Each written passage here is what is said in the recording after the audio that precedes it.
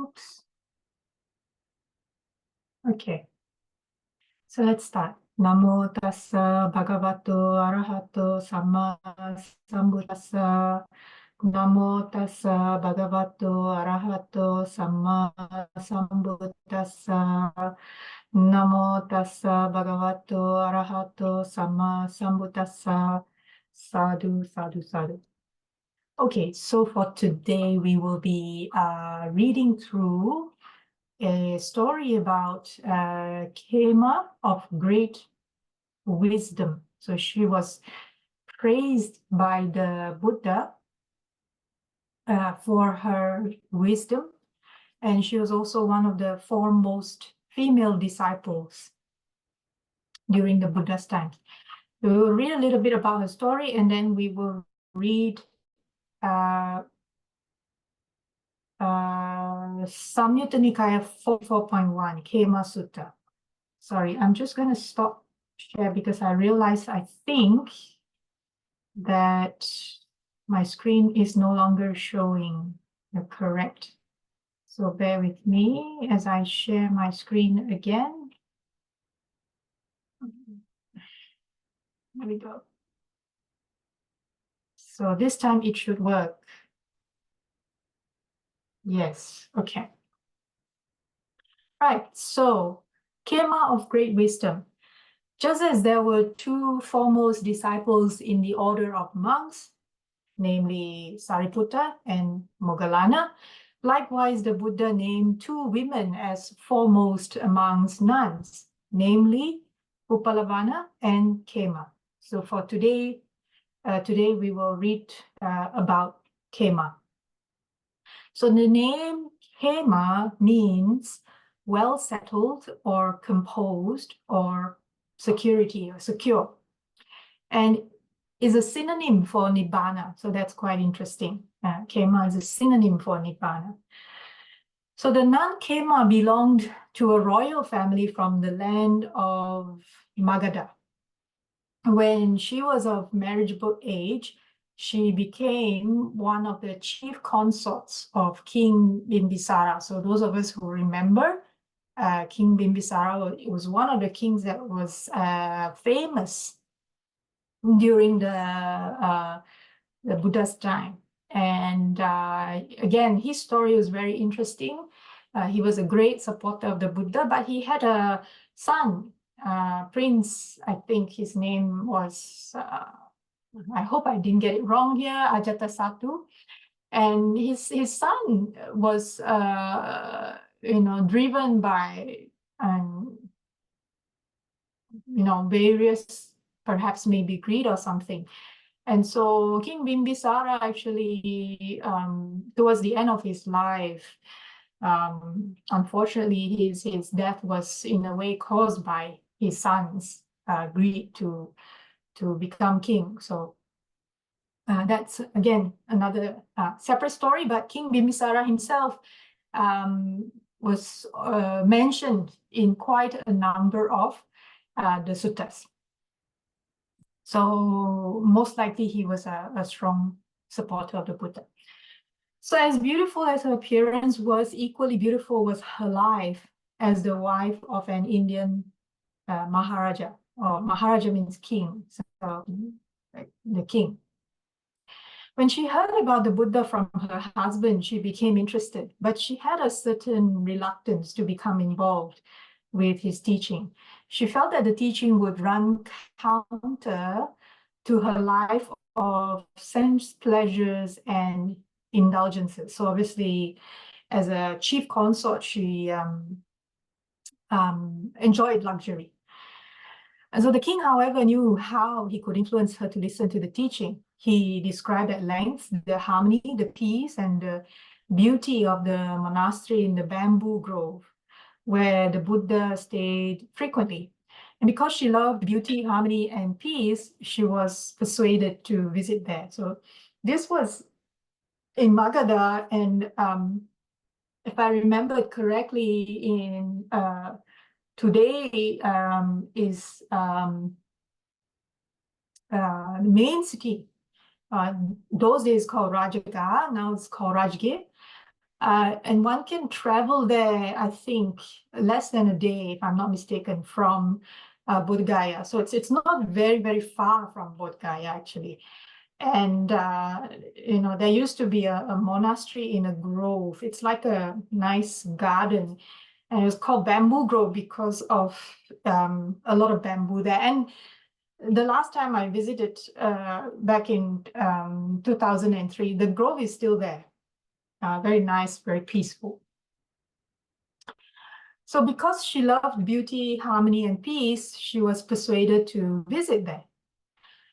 So decked out in royal splendor with silk and sandalwood, she went to the monastery. The exalted one, so the Buddha, spoke to her and explained the law of impermanence of all conditioned beauty to her. She penetrated this sermon fully, and still dressed in royal garments, she attained to enlightenment. Just like the monk Mahakapina, a former king, she likewise became liberated through the power of the Buddha's words while still dressed in the garments of the laity. With her husband's permission, she joined the Order of Nuns. Such an attainment, almost like lightning, is only possible, however, where the seed of wisdom has long been ripening and virtue is fully matured. So here in this case, virtue means the practice of sila, or the keeping of the precepts. So what's trying to say here is that not everyone can just listen to one time the Buddha explain a sermon and then become enlightened. It has to be that a seed of wisdom has been planted for a long time. And also, Khema had, even as a lay person, been keeping her precepts, in this case, virtue, fully. So an ordinary person hearing Khema's story only sees the wonder of the present happening. A Buddha can see beyond this and knows that this woman did not come to full liberation accidentally. It came about like this. In former times, when a Buddha appeared in the world, so this is one of Khema's past lives, yeah? When there was a Buddha that appeared, then Khema in those past lives also appeared near him. Also, it had been recounted. And due to her inner attraction towards the highest truth, she always came to birth whenever the bearer or proclaimer of such truth lived. So every time a Buddha appeared in the world system, Khema would also be born during that time. So it's a rare opportunity to be born at the time of when the Buddha is living and giving sermons. But it seems that she had a couple of times like that. It is said that already innumerable ages ago, this is probably a long time ago, she had sold her beautiful hair to give alms to the Buddha Padumutra. So Buddha Padumutra actually is many Buddhas before the current Buddha Gautama, many. And during the time of the Buddha Vipassi, 91 aeons ago, so you can imagine one aeon is one contraction and subtraction of a universe. So this is 91 aeons ago, very long time ago. During the time of Buddha Vipassi, she had been a teacher of Dharma. And further, it is told that during the 3 Buddhas of our happy aeon, so in this aeon, we will, it is said that we will have 5 Buddhas. So 3 before the present Buddha Gautama. So Buddha Gautama is the 4th in this aeon, and there will be another one, Buddha Maitreya, before this aeon ends. And then there's another aeon. So further, it is told that during the 3 Buddhas of our happy aeon, which were previous to our Buddha Gautama, she was a lay disciple and gained happiness through building monasteries for the Sangha. So she had been very consistent. So while most beings mill around heaven or hell realms during the lifetime of a Buddha, Khema always tried to be near the source of wisdom. When there was no Buddha appearing in the world, she would be reborn at the time of Acheka Buddhas or Bodhisattvas. So anyhow, she would be drawn to the source of wisdom. Excuse me. And in one birth, she was the wife of the Bodhisattva, a Buddha to be, who always exhorted his peaceful family like this. So the Bodhisattva would say, according to what you have got, give alms. Observe the Uposatha days, keep the precepts pure. Dwell upon the thought of death, and be mindful of your mortal state. For in the case of beings like ourselves, death is certain, life is uncertain. All existing things are transitory and subject to decay. Therefore, be heedful of your ways day and night. So even then, as a wife of a bodhisattva, she had already been exposed to this practice, keeping the precepts, observing the Uposatha days, is full moon, new moon days, contemplating that life is uncertain, death is certain, everything is transitory, subject to decay. That means the three characteristics of anicca, impermanence, dukkha, unsatisfactoriness, and anatta, impersonal nature of all things, has always been. It had been planted in as a seed. Yeah. But one day, Khema's only son in this life was suddenly killed by the bite of a poisonous snake. Yet she was able to keep total equanimity. Uncalled, he hither came. Without leave, departed too. Even as he came, he went. What cause is here for woe? No friend's lament can touch the ashes of the dead. Why should I grieve? He fares the way he had to tread. Though I should fast and weep, how would it profit me? My kith and kin, alas, would more unhappy be. No friend's lament can touch the ashes of the dead. Why should I grieve? He fares the way he had to tread. So here we can see, even though she lost her only son, she had the wisdom to see the impermanent nature. And this takes a lot of wisdom, especially with an only son. So the last lesson we read from the Therigatha as well, we read the story of Kisa Gotami and also Patachara, two women who lost their children. So Kisa Gotami lost her only child, and Patachara lost both her children, one a toddler and the other one a newborn, in the same day. And both were overcome with grief. And yet here, Khema, although, she probably had some grief as well, but she had the wisdom to understand, that life and death is something that, like you say, uncalled, he hither came, without leave departed too.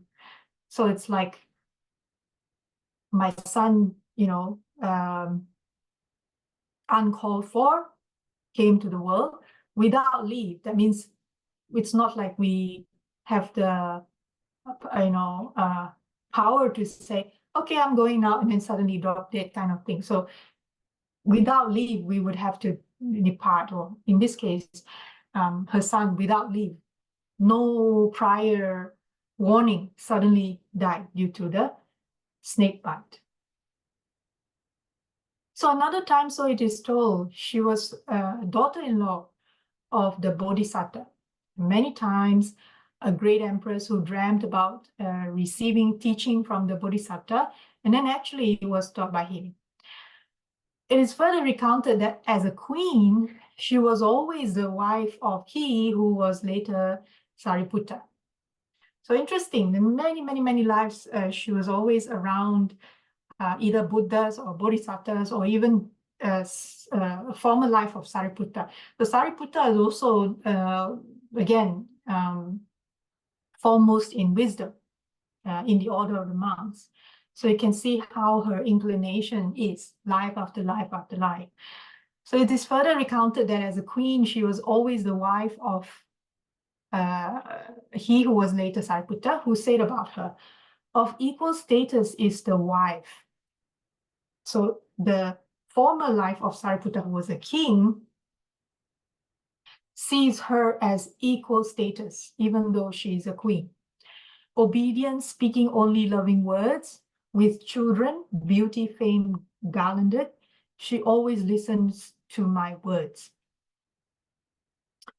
So this husband in former lives was a righteous king who upheld the 10 royal virtues, sila. So generosity, morality, renunciation, truthfulness, gentleness, patience, amity, harmlessness, humility, justice. And because of these virtues, the king lived in happiness and bliss. And Khema too lived in accordance with these precepts. Excuse me. Only because Khema had already purified her heart and perfected it in these virtues in many past lives. She was now mature enough and had such a pure and tranquil emotion that she could accept the ultimate truth in the twinkling of an eye. So we can see that and not only Khema, there were a number of other stories in the suttas where, you know, the Buddha gave a discourse or just mentioned something and all of a sudden they attained enlightenment, arhathood, or they became stream winner, sotapanna. So, for example, Kisa Gotami's story as well, where the Buddha gave a sermon and then she was a stream enterer. So there would have been some virtues kept again and again and again and again and again and again in many lives. So similarly for Khema. Okay, so the Buddha praised her as the nun foremost in wisdom. A story goes with that. King Pasenadi, so this is another king that again was a strong supporter of the Buddha, and he was mentioned many times in many suttas. So King Pasenadi was traveling through his country, and one evening he arrived at a small township. He felt like having a conversation about Dhamma and ordered a servant to find out whether there was a wise ascetic or priest in the town. The servant sounded everyone out, but could not find anyone whom his master could converse with. He reported this to the king, so the servant then reported back to the king and added that a nun of the Buddha lived in the town, and it was the saintly Khema. Okay, so here we will then, I'll just finish this sentence. Yeah, so it was the saintly Khema who was famed everywhere for her wisdom and known to be clever, possessing deep insight, had heard much Dhamma, and was a speaker of renown, knowing always the right retort. Thereupon the king went to the former queen. So if you remember earlier, we read through, Khema was chief consort of King Bimbisara. Greeted, but now of course she's a nun. Thereupon the king went to the former queen, greeted her with respect, and had the following conversation with her. And this is outlined in Samyutta Nikaya 44.1, titled Khema. So we will now go over to the sutta itself. From the Samyutta Nikaya, and we will read it. Just one sec.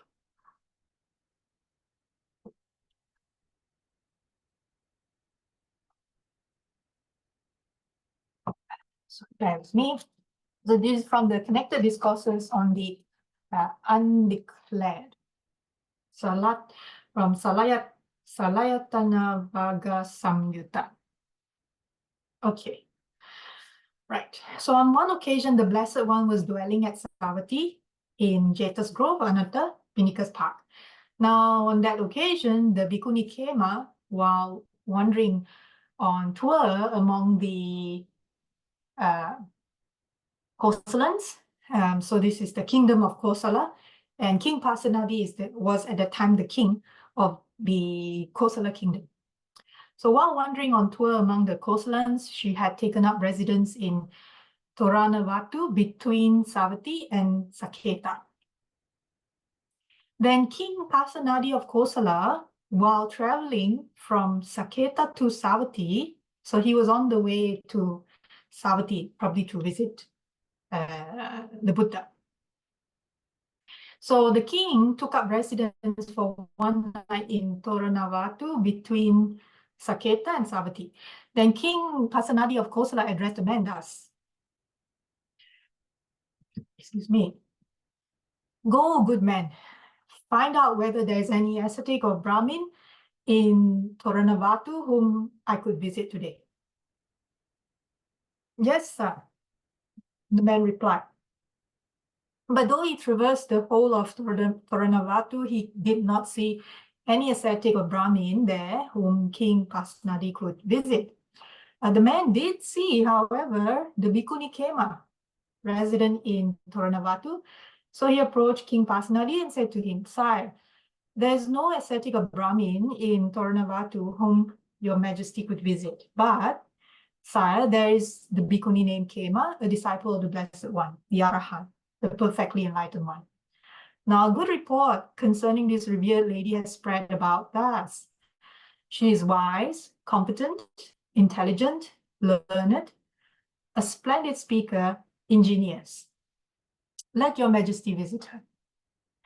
So then King Pasenadi of Kosala approached the Bhikkhune Khema, paid homage to her, sat down on one side.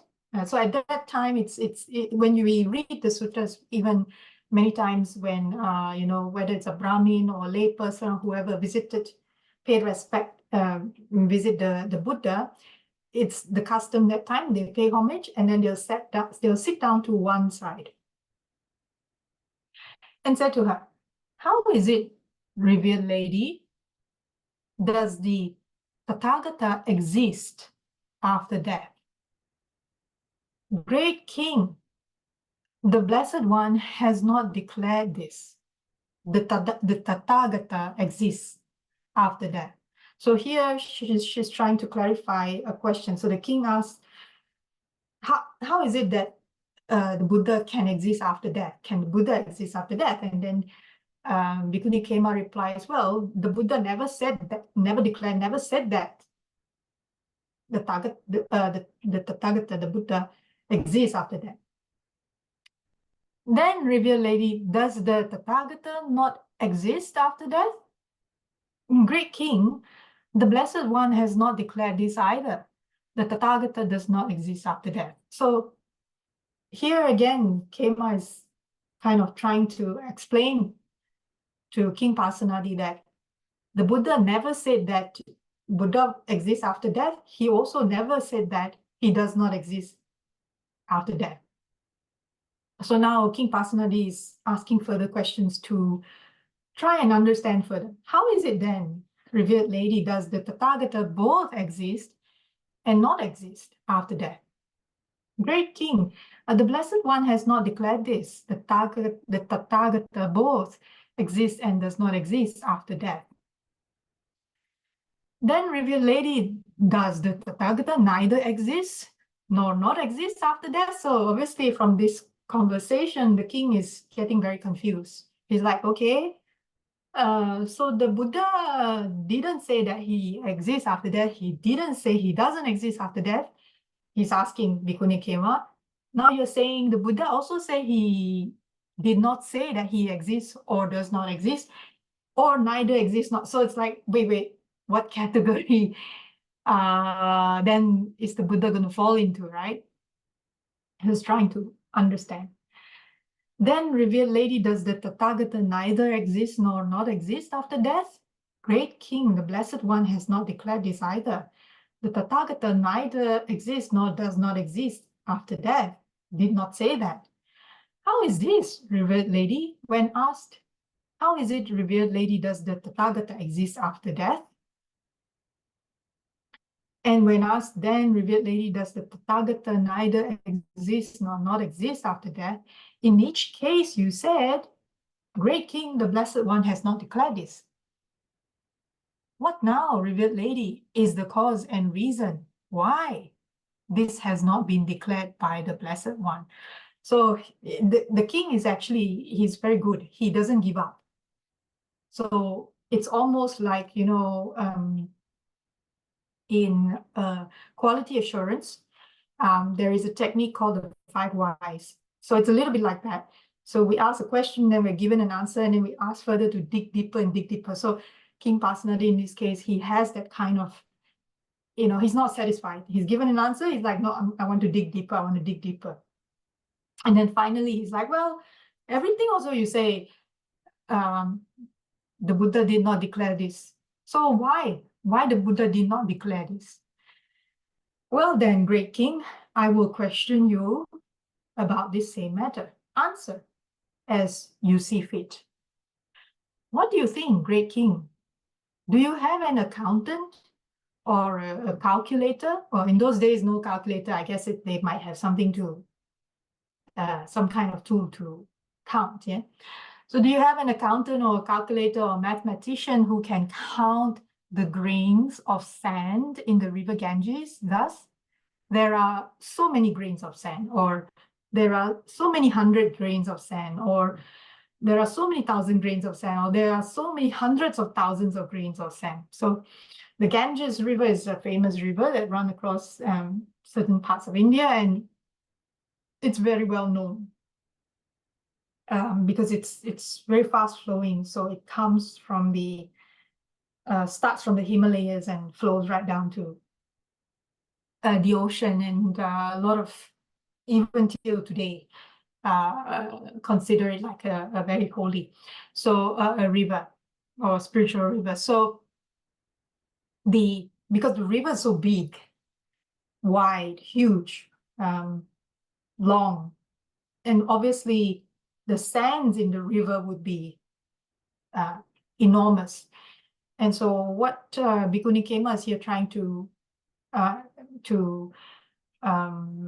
clarify the king's thoughts is that, or the questions is that, even if you have a good mathematician, can you actually, or a good tool, can you actually count how many hundreds of thousands of grains of sand cover the entire river Ganges? So obviously that's not possible, right? Because it's such a big, long river. It's a great river.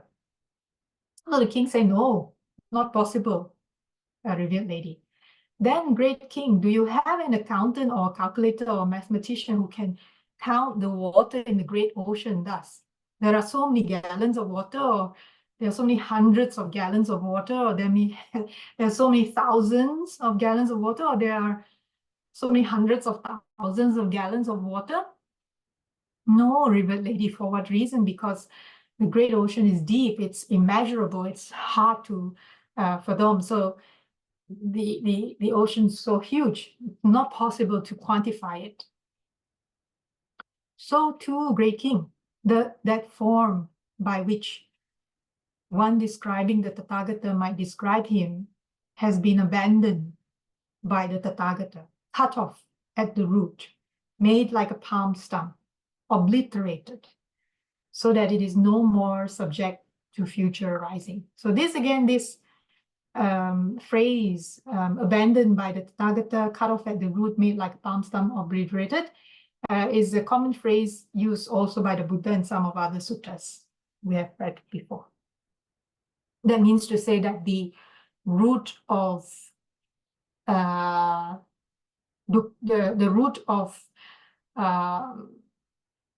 continuing to exist, basically, life after life, is cut off.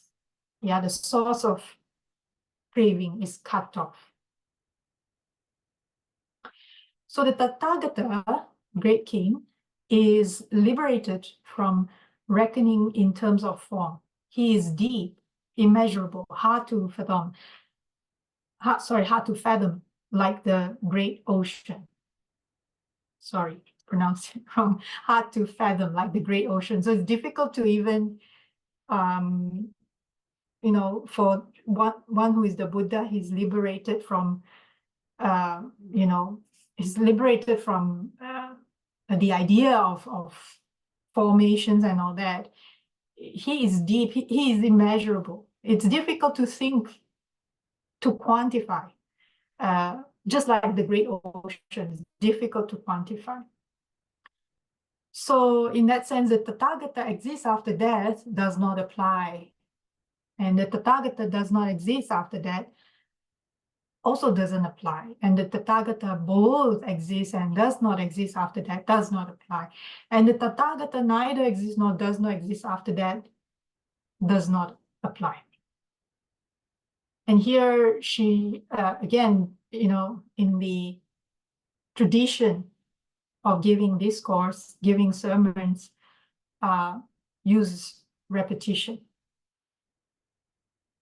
Yeah. So here, where was it? Let me see. Yeah, the Tathagata, great king, is liberated from reckoning in terms of form.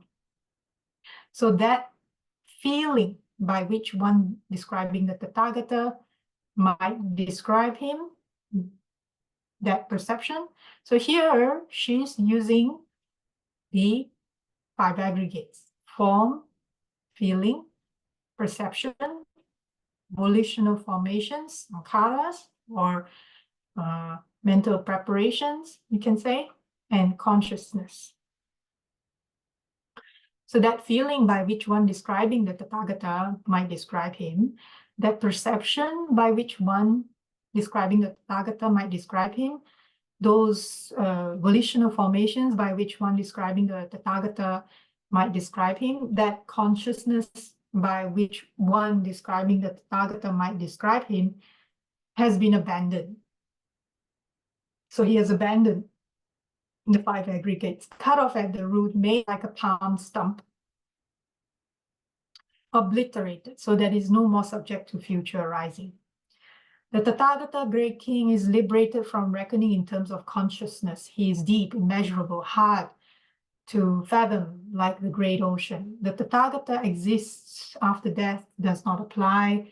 The Tathagata does not exist after death does not apply. The Tathagata both exist and does not exist after death does not apply. And the Tathagata neither exists nor does not exist after death does not apply. So basically, in short, really, each of this, whether one exists after death, does not exist after death, etc., is trying to say that you can only be in that state subject to condition. But the Tathagata, the Buddha, is already in a state of no condition. No, there's no for anything to arise, there must be a condition, right? It's already beyond. And that's why this doesn't apply. All these do not apply, because all these would apply in a conditioned state or in a conditioned world. But the Buddha is in a conditionless, subject to not subject to any condition.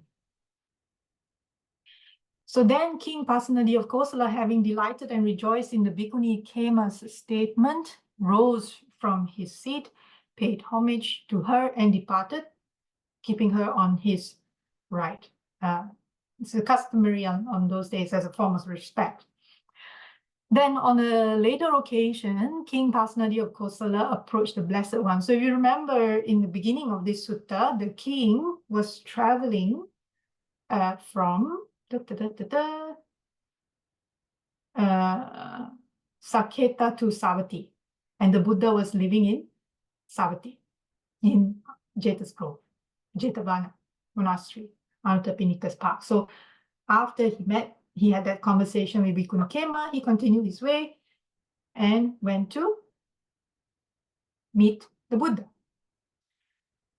So having approached, he paid homage to the Blessed One, sat down to one side, said to him, how is it, Venerable Sir? So again, this time he's in front of the Buddha, so he thought, okay, now I'm going to ask.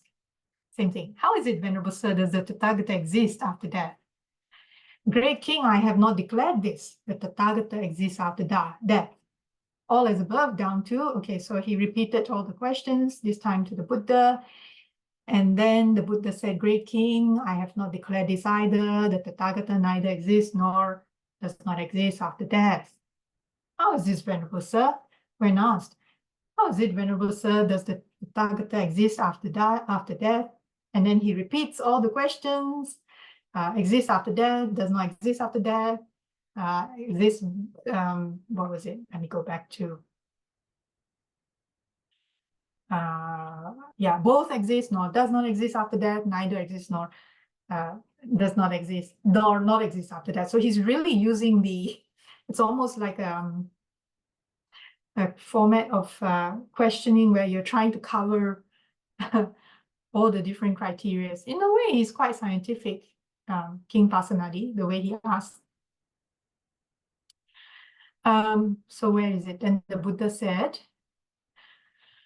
Great, in each case, you have said, Great King, I have not declared this. What now, Venerable Sir, is the cause and reason why this has not been declared by the Blessed One? So he's asking the same question he asked Bhikkhune Khema, but this time he's asking the Buddha himself. So now the Buddha replied, very similar to what Bhikkhune Khema replied. Well, then, Great King, I will question you about this same matter. Answer as you see fit. What do you think, Great King? Do you have an accountant or calculator or mathematician? All has boiled down to. So basically here, what he's trying to say, this ... is, repeating what Bhikkhune Khema said here about if you have, asking the king if he had accountant or calculator or mathematician, can they count the water in the great ocean? Thus, there are so many gallons of water, or so many 100 gallons of water, or so many thousands of gallons of water, or so many hundreds of thousands of gallons of water in the great ocean. So the Buddha used the same analogy.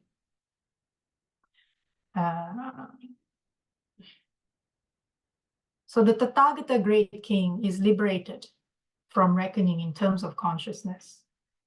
Yeah, and not just consciousness. Yeah, we kind of skipped the repetition, but in terms of form, feeling, perception, volitional formations or mental preparations, and consciousness. He is deep, immeasurable, hard to fathom, like the great ocean. The Tathagata exists after death does not apply. The Tathagata does not exist after death does not apply. The Tathagata both exists and does not exist after death does not apply. The Tathagata neither exists nor does not exist after death does not apply.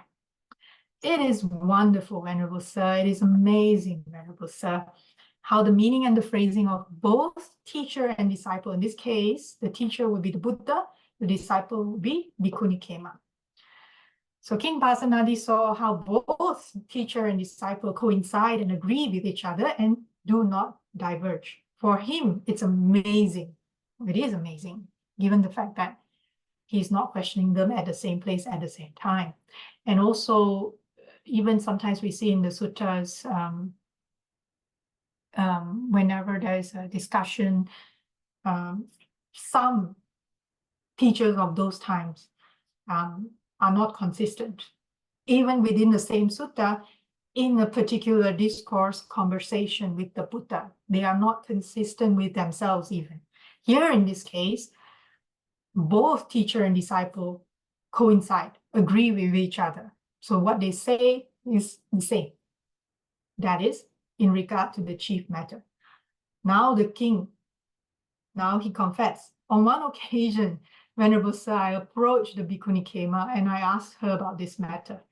The revered lady explained this matter to me in exactly the same terms and phrases that the Blessed One used. It is wonderful, Venerable Sir. It is amazing, Venerable Sir, how the meaning and the phrasing of both teacher and disciple coincide and agree with each other and do not diverge. That is, in regard to the chief matter. Now, Venerable Sir, we must go. We are busy and have much to do. So as a king, he feels like, okay, I've confirmed, yep, what Bhikkhune Khema answered these questions. The Buddha answered in exactly the same way. Okay, I'm done, I'm happy, so now I have to go and do my work, whatever I have to do as a king. So the Buddha then said, then, great king, you may go at your convenience. Then King Pasenadi of Kosala, having delighted and rejoiced in the Blessed One's statement, rose from his seat, paid homage to him, and departed, keeping him on his right.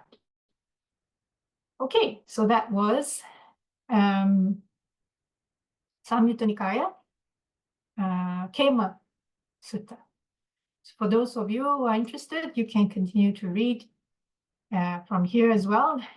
This again is the same, just translated differently, the whole conversation that we just talked about, and just a little bit more commentaries. Yeah, from I think this was Helmut Hecker, I think. Yeah. Okay. Any questions from those who dialed in today? Was the reading useful? Yeah, you can type in the chat if you like. Another good choice of sutta.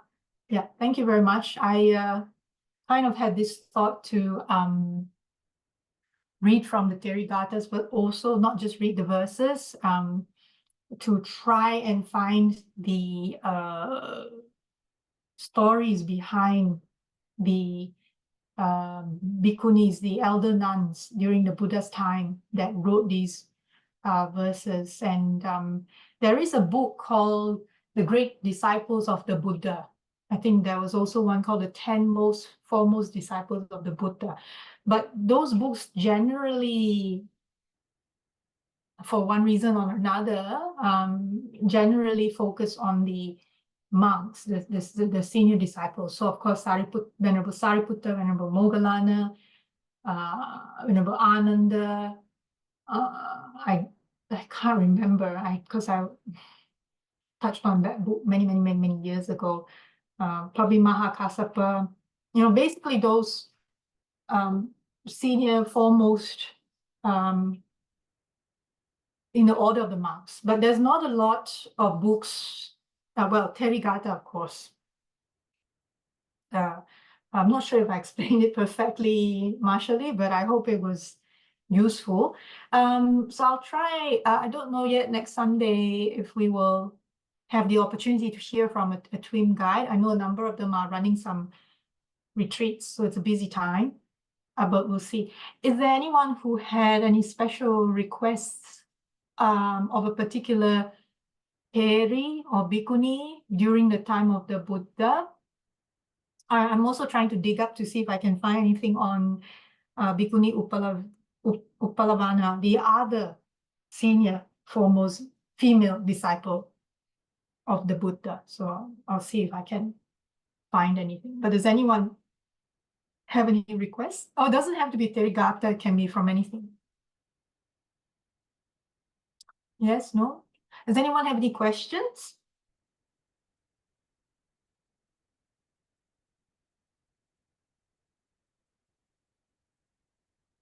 You can ask anything. Doesn't have to be this topic today. I hope it was useful. Okay, if no questions, then I will find the sharing of merits sheet. Okay. Okay, let me pop this up. Oops.